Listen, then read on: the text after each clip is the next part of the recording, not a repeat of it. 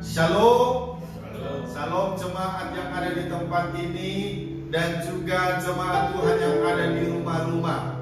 Amin. Saya percaya bahwa Bapa kita Bapa yang baik, Bapa yang selalu memelihara, Bapa yang telah memberikan pertolongan, perlindungan dan berkat-Nya dalam hidup kita di masa pandemi COVID-19 ini. Amin saudara. Percayalah selalu kepada Tuhan, bersandarlah selalu kepada Tuhan. Dia pengharapan satu-satunya dalam kehidupan kita. Nah, hari ini kembali kita akan mendengarkan kebenaran firman Tuhan saudara, sesuai dengan tema hari ini, yaitu manfaat karunia roh dalam pelayanan. Manfaat karunia roh dalam pelayanan. Di dalam 1 Korintus pasalnya yang ke-12, ayatnya yang pertama sampai ayatnya yang ke-11, kita akan baca. Bapak Ibu Saudara yang ada di rumah, silakan buka Alkitab saudara, dan saya akan bacakan. Kita akan menyimak dan kita minta Roh Kudus supaya memberikan pengertian kepada kita semuanya. 1 Korintus pasal 12 ayat 1 sampai 11. Perikopnya rupa-rupa karunia tetapi satu roh. Sekarang tentang karunia-karunia roh, aku mau saudara-saudara supaya kamu mengetahui kebenarannya. Kamu tahu bahwa pada waktu kamu masih belum mengenal Allah, kamu tanpa berpikir ditarik kepada berhala-berhala yang bisu. Karena itu aku mau meyakinkan kamu bahwa tidak ada seorang pun yang berkata oleh Roh Allah dapat berkata, terkutuklah Yesus. Dan tidak ada seorang pun yang dapat mengaku Yesus adalah Tuhan selain oleh Roh Kudus. Ada rupa-rupa karunia tetapi satu roh, dan ada rupa-rupa pelayanan tetapi satu Tuhan, dan ada berbagai-bagai perbuatan ajaib, tetapi Allah adalah satu yang mengerjakan semuanya dalam semua orang. Tetapi kepada tiap-tiap orang dikaruniakan penyataan roh untuk kepentingan bersama. Sebab kepada seorang roh memberikan karunia untuk berkata-kata dengan hikmat, dan kepada yang lain roh yang sama memberikan karunia berkata-kata dengan pengetahuan. Kepada yang seorang roh yang sama memberikan iman, dan kepada yang lain ia memberikan karunia untuk menyembuhkan. Kepada yang seorang roh memberikan karunia kuasa untuk mengadakan mukjizat, dan kepada yang lain ia memberikan karunia untuk bernubuat, dan kepada yang lain lagi ia memberikan karunia untuk membedakan bermacam-macam roh. Kepada yang seorang ia memberikan karunia untuk berkata-kata dengan bahasa roh, dan kepada yang lain ia memberikan karunia untuk menafsirkan bahasa roh itu. Tetapi semuanya ini dikerjakan oleh roh yang satu dan yang sama, yang memberikan karunia kepada tiap-tiap orang secara khusus seperti yang dikehendaki. Bapak Ibu Saudara, apa yang kita baca hari ini adalah satu tulisan dari Paulus kepada orang-orang di Korintus, agar orang-orang di Korintus boleh mengerti setiap karunia-karunia yang Tuhan berikan kepada setiap orang untuk pelayanan, untuk kepentingan bersama, untuk pembangunan tubuh Kristus. Bapak Ibu Saudara, karunia-karunia dalam bahasa Yunani saudara, yaitu karismata. Itu bahasa berasal dari kata charis, yang artinya kasih karunia. Dan itu menunjukkan bahwa karunia rohani mencangkup baik motivasi batin dan juga kuasa untuk menyelenggarakan pelayanan. Jadi itu pemberian kesanggupan yang berasal dari Roh Allah, yang berasal dari Roh Kudus. Nah, karunia semacam itu saudara memberi kekuatan rohani kepada tubuh Kristus dan mereka yang memerlukan pertolongan. Tadi dikatakan dalam 1 Korintus pasal 12 ayat 4, ada rupa-rupa karunia tetapi satu roh. Jadi ada banyak rupa-rupa karunia tetapi satu roh. Untuk apa? Untuk memperlengkapi tubuh Kristus. Itulah yang dikatakan di dalam Efesus pasal 4 ayatnya yang ke-11. Dikatakan begini, dan ialah yang memberikan baik rasul-rasul maupun nabi-nabi, baik pemerintah-pemerintah Injil maupun gembala-gembala dan pengajar-pengajar. Jadi semuanya Roh Kuduslah yang memberikan karunia-karunia Roh itu kepada setiap orang. Untuk apa? Untuk pembangunan tubuh Kristus, untuk pelayanan tubuh Kristus, saudara. Itu sebabnya Petrus berkata di dalam 1 Petrus pasalnya yang keempat ayat 10, layanilah seorang akan yang lain sesuai dengan apa? Karunia yang telah diperoleh tiap-tiap orang sebagai pengurus yang baik dari kasih karunia Allah. Jadi kita gunakan semua karunia-karunia yang Tuhan anugerahkan dalam hidup kita untuk melayani orang lain, melayani pembangunan tubuh Kristus. Nah, saya mau beritahu Bapak Ibu Saudara, bagi Rasul Paulus, karunia Allah adalah pemberian. Itu adalah anugerah Allah. Untuk apa? Kepentingan umat Tuhan. Karunia bukan diberikan Allah agar menambah gengsi seseorang. Saya ulangi sekali lagi. Karunia bukan pemberian Allah agar menambah gengsi seseorang. Rasul Paulus ingin menekankan bahwa karunia apapun jenisnya itu adalah pemberian dari Roh Kudus, pemberian dari Allah bagi setiap orang untuk pembangunan tubuh Kristus. Jadi penekanan Rasul Paulus adalah pada Allah sang pemberi karunia itu, bukan pada orang yang mendapatkan karunia itu, saudara, ataupun jenis-jenis karunia tersebut. Jadi fokusnya adalah kepada Allah pemberi karunia itu, bukan kepada orang yang mendapatkan karunia itu. Kita ini hanyalah alat bagi Allah untuk melakukan pelayanan pembangunan tubuh Kristus. Jadi Bapak Ibu Saudara, menurut Rasul Paulus, Roh Kudus memberi karunia yang berbeda-beda kepada setiap orang percaya, dan semua karunia-karunia yang beraneka ragam itu, saudara, harus digunakan untuk pembangunan jemaat Tuhan. Amin. Jadi menurut Paulus di sini salah satu bukti nyata dari karunia Roh adalah adanya pembangunan jemaat atau tubuh Kristus. Di dalam Roma pasalnya yang ke-12 ayatnya yang kedua sampai ayatnya yang kelima berkata begini, janganlah kamu menjadi serupa dengan dunia ini, tetapi berubahlah oleh pembaharuan budimu, sehingga kamu dapat membedakan manakah kehendak Allah, apa yang baik, yang berkenan kepada Allah, dan yang sempurna. Nah, berdasarkan kasih karunia yang dianugerahkan kepadaku, aku berkata kepada setiap orang di antara kamu, janganlah kamu memikirkan hal-hal yang lebih tinggi daripada yang patut kamu pikirkan, tetapi hendaklah kamu berpikir begitu rupa sehingga kamu menguasai diri menurut ukuran iman yang dikaruniakan Allah kepada kamu masing-masing. Sebab sama seperti pada satu tubuh kita mempunyai banyak anggota, tetapi tidak semua anggota itu mempunyai tugas yang sama. Demikian juga kita walaupun banyak adalah satu tubuh di dalam Kristus, tetapi kita masing-masing adalah anggota yang seorang terhadap yang lain. Jadi Bapak Ibu Saudara, Paulus menekankan di sini bahwa kita ini punya fungsi dari setiap anggota tubuh Kristus ini, dan supaya semua tubuh Kristus ini dibaharui dari sehari ke sehari menjadi semakin serupa dengan Tuhan. Ada perubahan dalam pikiran, dalam sikap kehidupan, saudara. bisa mengetahui mana yang baik, mana yang benar, dan mana yang sempurna di hadapan Allah.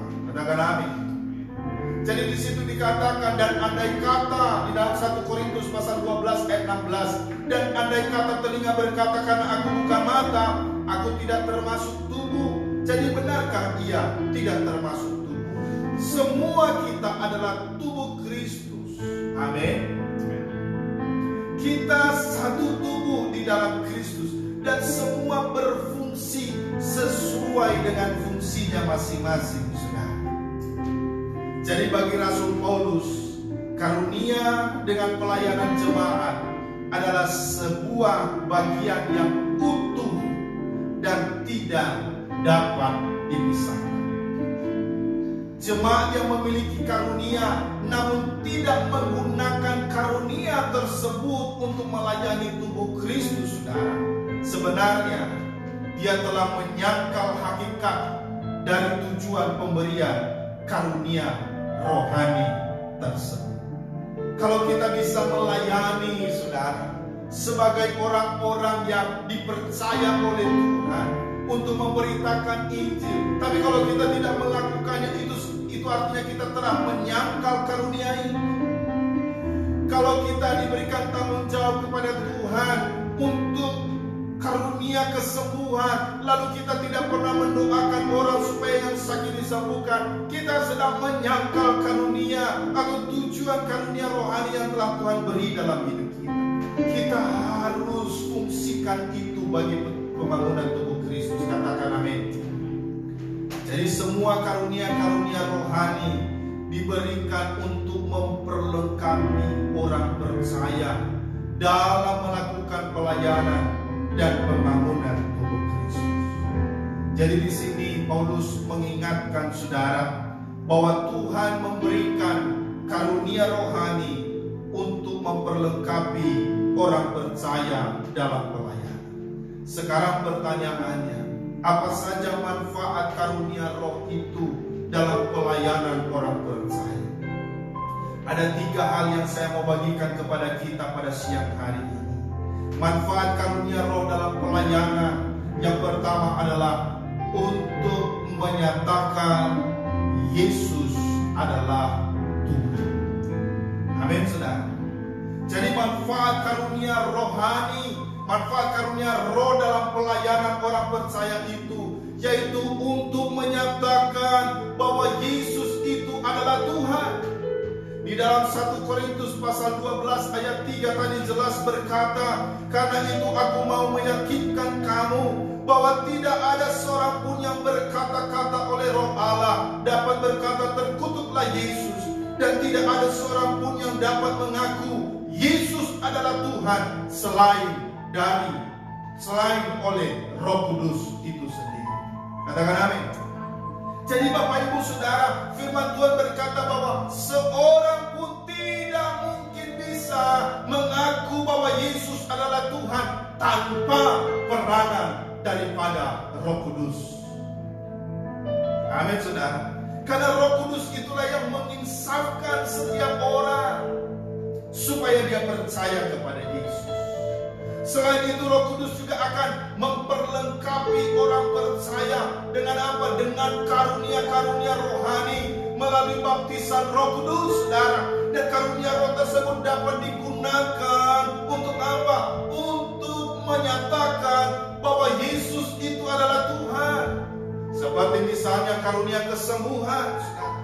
Ketika ada orang sakit, lalu ada yang Tuhan percayakan untuk memberikan karunia kesembuhan, dan orang itu mendoakan orang yang sakit ini, saudara, dan kuasa Allah bekerja atas orang sakit itu sembuh, saudara.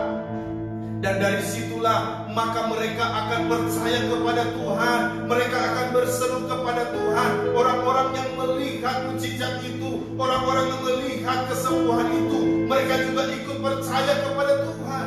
Jadi ada tujuannya semua dari karunia-karunia yang Tuhan percayakan dalam kehidupan kita. Katakan amin. Jadi Bapak Ibu Saudara, jangan pernah takut, jangan pernah ragu untuk menggunakan karunia-karunia roh Allah yang ada dalam hidup kita. Percayalah bahwa karunia itu ada pada kita. Kenapa? Karena Roh Allah ada dalam hidup kita. Kalau Roh Allah ada dalam hidup kita, maka Dia akan bekerja melalui hidup kita, saudara. Kalau kita sungguh percaya dan yakin akan Tuhan. Katakan amin.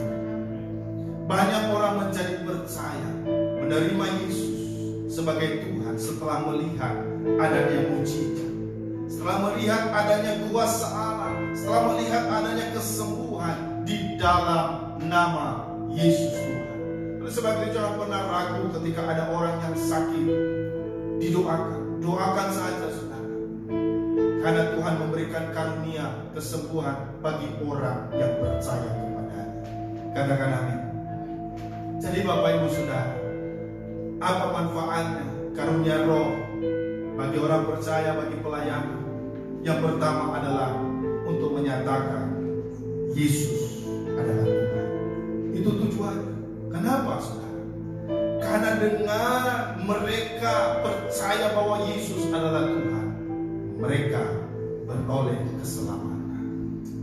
Karena Alkitab berkata bahwa di kolong langit ini tidak ada nama lain yang olehnya kita diselamatkan, hanya di dalam nama Tuhan Yesus Kristus.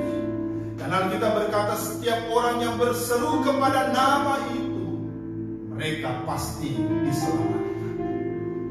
Amin. Tidak ada nama lain yang olehnya kita diselamatkan, hanya dalam Yesus.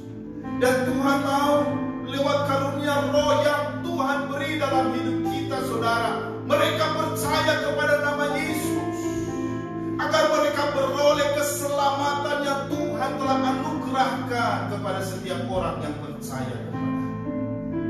Jadi itu yang pertama, manfaat karunia Roh dalam pelayanan orang percaya untuk menyatakan Yesus adalah Tuhan. Yang kedua, saudara, manfaat karunia Roh dalam pelayanan orang percaya selain untuk menyatakan Yesus adalah Tuhan, yang kedua adalah untuk kepentingan bersama.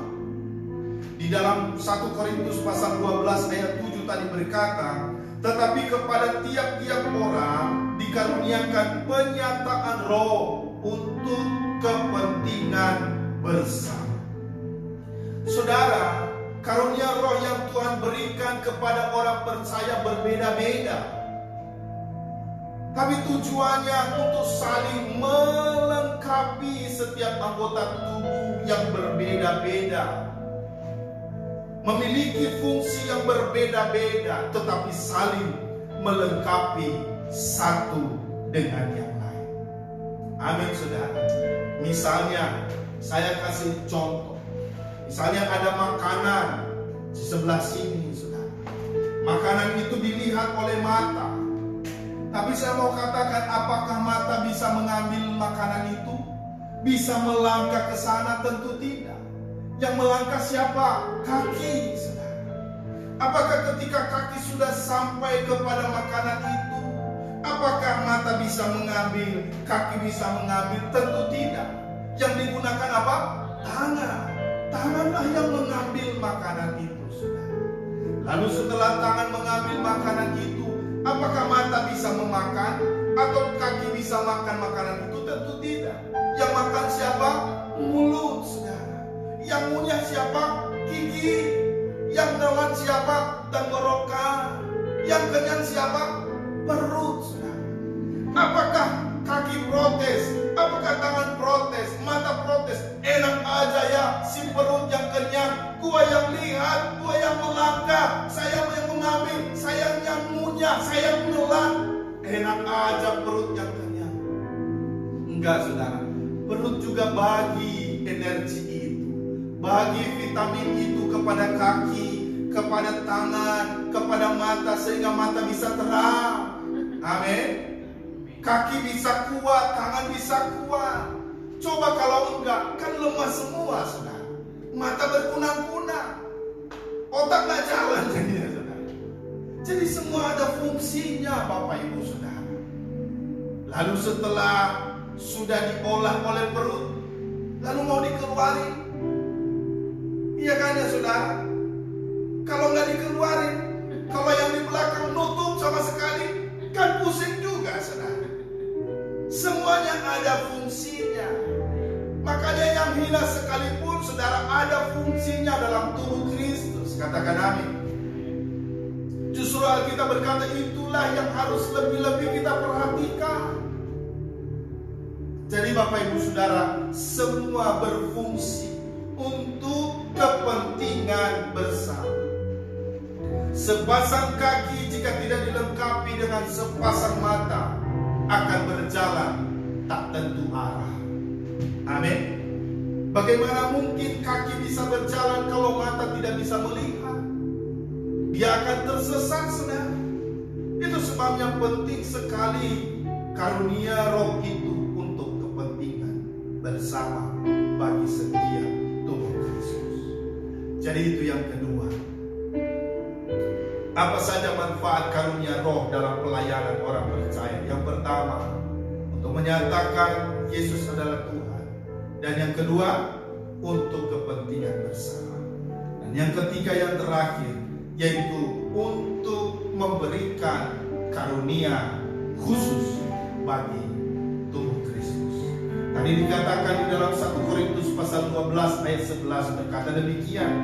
Tetapi semuanya ini dikerjakan oleh Roh yang satu dan yang sama, yang memberikan karunia kepada tiap-tiap orang secara khusus seperti yang dikehendaki.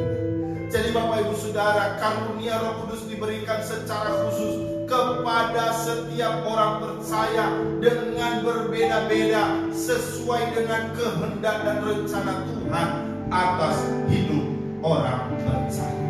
Amin. Tadi jelas dikatakan Tuhan kasih karunia bahasa roh, menafsirkan bahasa roh, karunia iman, karunia kesembuhan dan lain sebagainya. Itu Tuhan kasih secara khusus untuk apa? Untuk pembangunan tubuh Kristus, agar tubuh Kristus terus bertumbuh ke arah Kristus. Karena itu saudara, mari kenali karunia-karunia yang Tuhan tempatkan dalam diri kita, dan gunakan karunia itu, kerjakan karunia itu untuk melayani Tuhan. Katakan amin.